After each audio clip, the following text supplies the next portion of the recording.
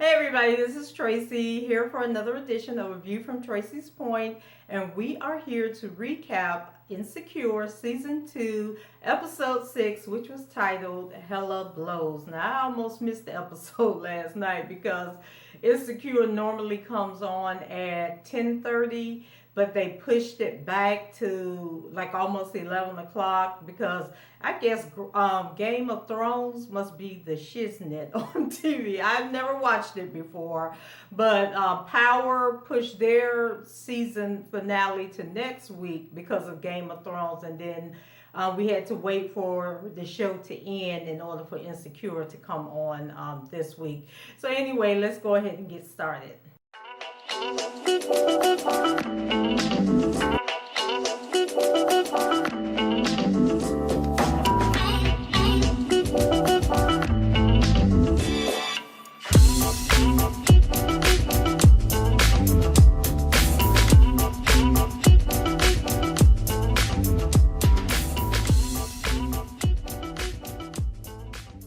So I want to let you guys know that I don't recap the shows in the order or the sequence that the actual show took place. I kind of group everybody's scenes together so it kind of flows a little easier. So it may confuse some people and they think, okay, well, that didn't happen or that happened later. But I'm not recapping in the order that the show actually took place. So we're going to start with Molly. So Molly, she's trying to focus on work and Dro is calling and he wants to keep playing. And so they're having like this awkward that awkward moment after you, first of all, it's awkward after you have sex with a person the first time on regular basis, but then when you doing something you ain't got no business doing, I can only imagine that it's even that much more awkward. And you're doing it with somebody who's a childhood friend who you've known all your life. And so I think Molly is realizing that she has messed up big time with Dro. So Molly, she's still not talking to her mom, and I'm just like, girl, are you serious? And then it got me to thinking, so Molly's mad at her parents because her dad had an affair on her mom and her mom didn't leave. She forgave the dad. But now here you are having sex with somebody else's husband and it's okay. Like nobody should be mad at you for what you're doing because you're essentially doing to Candace Molly what some other woman did to your mom. But we'll see how this all pans out in the end. So Molly and Issa, they are the perfect friends. Like I love the two of them together and just the comments that they be making and the side eye that they be giving to each other. So Molly's trying to sound off about crossing the line with Dro and wanting to tell him that she just wants her friend back. Y'all remember that song about what was it, Music Soul Child? Dang, I think I'm gonna listen to that after I finish this recap. I can't think of the name of the song, but in the line he says, I just want my friend back. Oh, I used to love that song. So anyway, Issa on the other hand is trying to understand, why her other men have other women. And Molly's like, but you got other men. So what are you talking about? So I hate when Issa says she knows that she isn't Rihanna and that her sex isn't amazing. That kind of made me sad, and Molly was giving her the side eye also. And I'm like, girl, if you can't be your own cheerleader, how can you expect anybody else to cheer for you?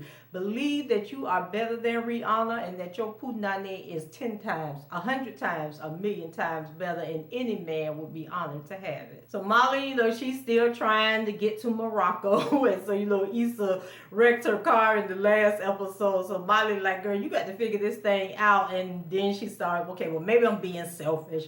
Maybe not Morocco. Maybe we can go to Miami. Dang, but we got to go somewhere. So later on, Molly and Dro meet up at a bar. They're supposed to be watching some basketball game together. So Molly is trying to be serious again, but again, Dro has jokes. So Molly is like, aren't things different between us? And he's like, dang girl, you just got here, so how could they be different? Then they start, arguing over some French fries, and whether or not Drew ordered the fries for her or ordered them for himself, because he had done ate half the fries by the time she got there. So these two have hella chemistry, which explains why they end up in bed again. So much for just being friends, Molly. Drew got you sprung. So Dro, has game for days, and so he tells Molly after they done had sex for the fourth time that night that although he has been with other women, she is the only one that he wants now. She's his only Molly that he's ever had. And then he also says that the whole open marriage thing was Candace's idea.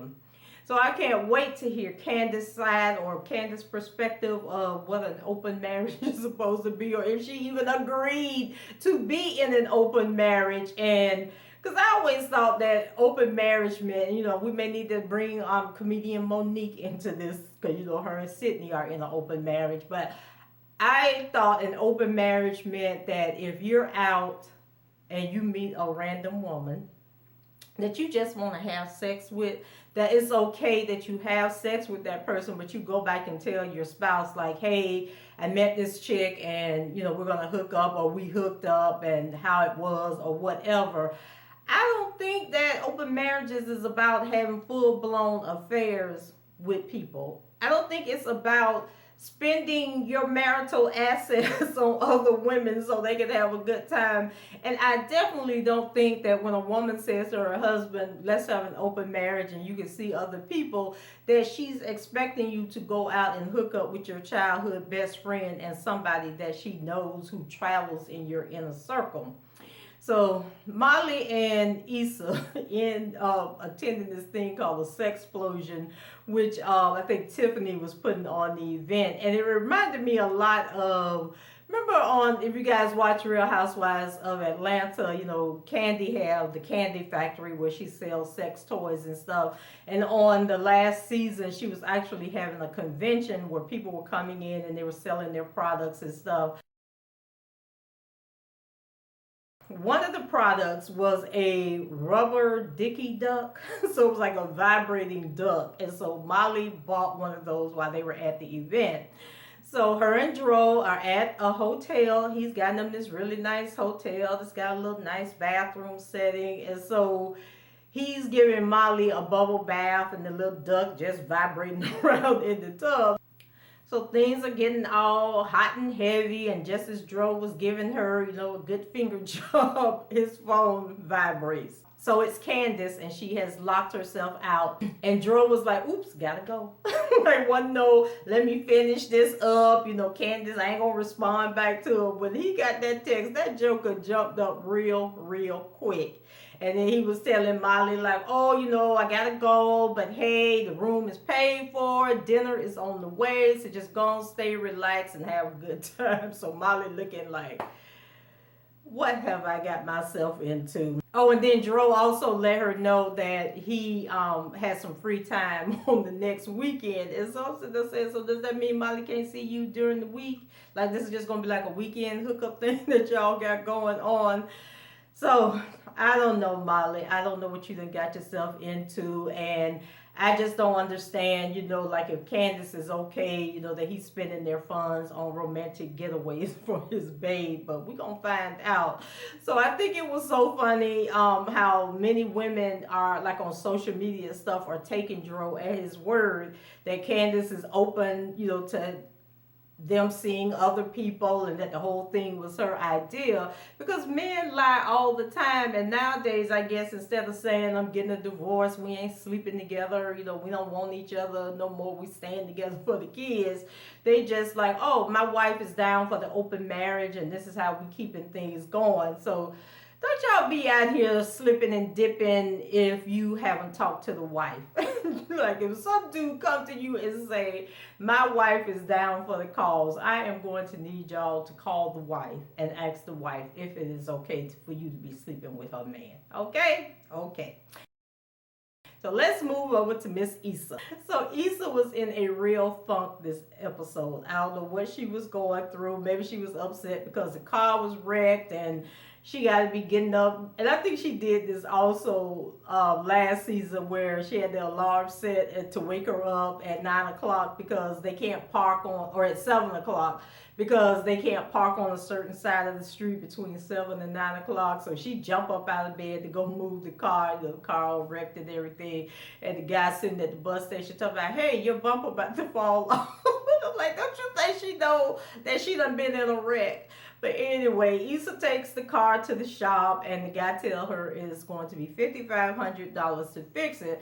So Issa is acting like she got to bear the burden of this $5,500. But I'm hoping she has some good insurance.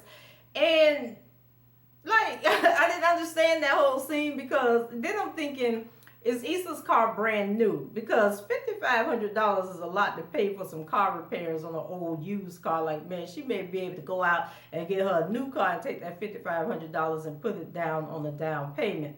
But anyway, until then, it's the bus and Uber for Issa. So speaking of Uber, I have only taken a cab a few times in my life, and I don't recall ever being in a taxi cab and them having other fares in the car or having to go pick up other fares. So I'm thinking, if I call for an Uber and you show up and there's 3 or 4 other people in the car, we're going to have a problem. That is not happening. And then they're like random strangers. You don't know where they done pick these people up, who these people are, or what. And I'm just thinking, people that be using Uber and Lyft, they're a little too trusting, because where I live at, the Uber drivers be getting jacked and robbed all the time, or either they be shooting people who trying to jack and rob them.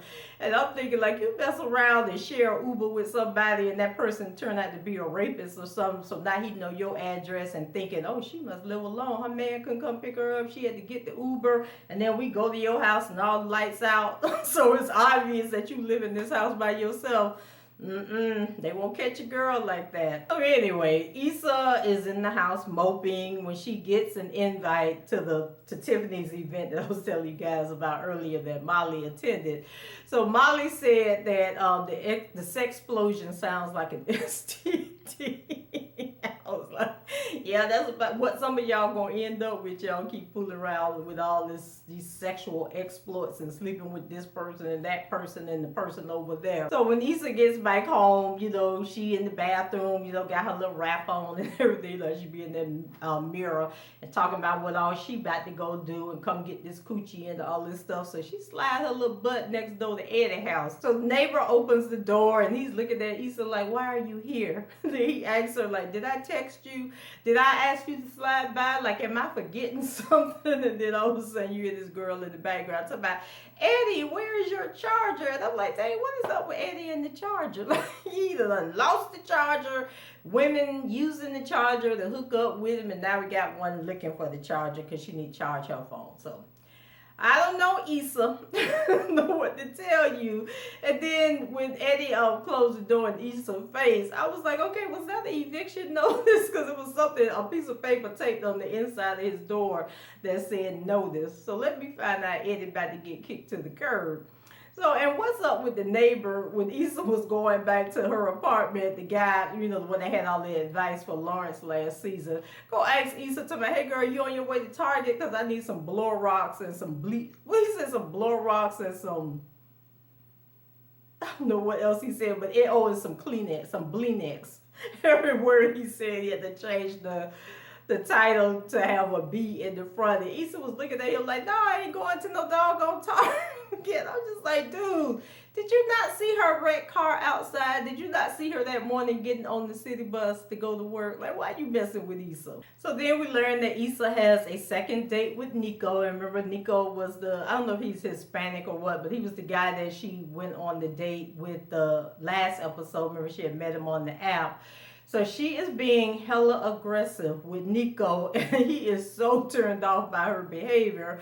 And so Issa had on a skirt that was so hijacked and so short that it looked like she had took a pair of white jeans and cut the legs off of them to make this skirt. And then it doesn't help that Issa has very long legs. She has like a short body and very, very long legs. And so who pulls their sweater down? Because then she pulled the sweater down to reveal her bra, and she was just looking real stupid in this episode. So let me find out that guys on these dating apps are actually looking for a real relationship. And then even after embarrassing herself that Nico still wanted to take her to dinner, but Issa, I don't know if she was mad, if she was embarrassed, or what was going on, but she told him that she wasn't going to dinner with him. So she may have let a good one get away, trying to be a hoe, which I don't even understand why she want to be a hoe. But anyway, Issa, you need to slow your roll, girl.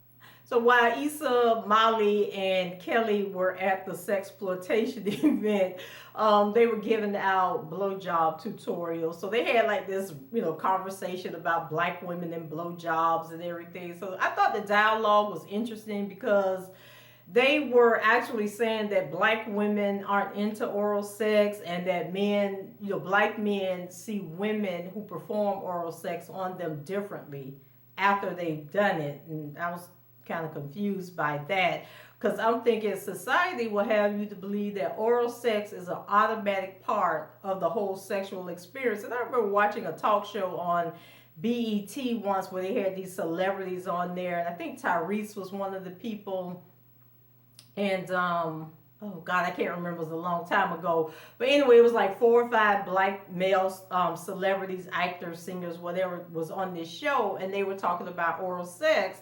And basically they were saying that they give and they like to receive. And I think it was only one guy on the panel that says that he would not perform oral sex on a woman on a one night stand, that he only performs oral sex on someone that he is in a loving, caring relationship with, that he just ain't sticking his tongue everywhere. And so I think these two, that kind of, putting those two side by side, that's an interesting conversation. And then I guess what they're trying to do is let us think that it's okay to be going around putting random objects in your vagina and your mouth. So they gonna get you coming and going. They just want you to know it's okay to just be out there spreading your legs and open your mouth. Just letting it ride and go with the flow. So after the sexploitation event, Issa goes to see Daniel and he lets her listen to, his debut CD. And so Daniel, he also had brought her favorite wine for when she came back over again. So he is definitely liking Issa. But like Issa messed it up with Nico, she about to mess it up with Daniel because the two start to make out. And then Issa decides that she's going to try the new skills that she learned at the sexploitation. I keep saying sexploitation. At the Sexplosion event. She's going to try them out on Daniel. And so she obviously was doing a very good job because Daniel was all into it. He was moaning and groaning and cussing and telling her how good it was. And then all of a sudden, it got real hella funny on the show because Issa was so good, she made Daniel come. And she just wasn't expecting for it to be all over her face. Like she got a facial with his cum. And I think when he was saying, I'm about to come, that was Issa's cue to stop and get out the way. But no, we just saw it just shoot up and get in her eye, and Issa jumped up. And she was mad as hell, okay? So she was wiping her face and cussing Daniel out and telling him he was stupid and nasty and who do you think I am? I mean, like, she was hella overreacting in this episode. I was just like, dang, Issa, he didn't do it on purpose. So that he was trying to apologize and she was just being really mean and nasty with him. And so Daniel was like, no, she said, I didn't ask for that. I didn't ask you to do all of that. And then Daniel said, well, I didn't ask you to suck my dick. Like, what's wrong with you? But Issa was like, I ain't down with the swirl like that. And then I was thinking, okay, Issa, are you going to be a hoe or not? Because hoes don't get treated with respect. So you need to make up your mind. Like, you can't be down there giving a man a blowjob and then, like, I wonder how she would have acted if he had came in her mouth. Like, did she not know that when he said, I'm about to come, that she needed to get up? That he was either going to come in her mouth or he was going to come on her face. I don't understand why she got so angry and upset with him. I really don't. So then we go over to Lawrence, and once again, there wasn't really much happening with Lawrence, but he learned a valuable lesson on this episode. So he's in front of Cameron and Tim. I think they were the owners of the company. and he's doing the presentation, before them and some of the rest of the team for that Whoop Whoop app that he's been working on for the last 10 years. So they didn't want to hurt Lawrence's feelings, so then they started talking about his shoes that he had and all this. So he was like, well, they're retro J's, and they was like, oh yeah, so those are some really nice shoes. So remember last week I asked you guys, was Lawrence going to end up with the blonde haired chick or the dark haired chick? Well, it looked like it's going to be the dark haired chick, and her name is Aparna. So she might be Indian. Aparna or I can't remember. Aparnea, I think was how she spelled it. So basically, she was trying to low-key tell Lawrence that, your technology is a little outdated. Things, they just didn't want to hurt your feelings. So at first, Lawrence got into his feelings, but then he went back in to the guys and he was like, hey, I just wanted to follow up and see how you guys liked my presentation, because the Aparnia girl told him that if they had liked the presentation, they would have asked questions and then they would have invited him back in for a follow-up, and none of that happened. So when Lawrence goes back in to talk to him to try and get more feedback, they start talking about his shoes again. So he realizes that the girl was right. And then they, when he got ready to leave, they told him, that they were impressed with, what he had brought to the table. But now it's time for him to go back and work on Lawrence 2.0. So when he went back to Aparnia, he was explaining to her, how it went down and everything, and that she was right. And so that she was telling him about how she had developed this app that was similar to Uber and Lyft, but it was called Drive By. And I'm guessing that the reason it didn't take off was because it was called Drive By, and y'all living in Los Angeles, which is like the capital for Drive By. So the two of them were talking and everything, and then she let Lawrence know when he said, oh, so now I got to work on Lawrence 2.0. And then she says, oh, well, hi, Aparnia 6.7, I think she said. So look like there's some racism and some sexism going on over that firm that Lawrence is working on. So hopefully the two of them will get together and develop something on their own and then go out on their own and start their own company. But I did see some sparks flying there. So you guys let me know if you think that Lawrence and this chick are going to end up together.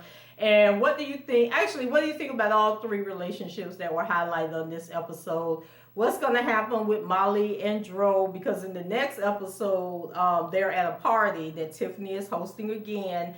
And Candace is actually going to be at the party. So is Molly going to find out that Candace is down for her and Dro being together? Or is it just going to be really awkward because Candace doesn't bring it up, and then Molly is like, okay, what's going on? Like, does she know? Was Dro telling the truth?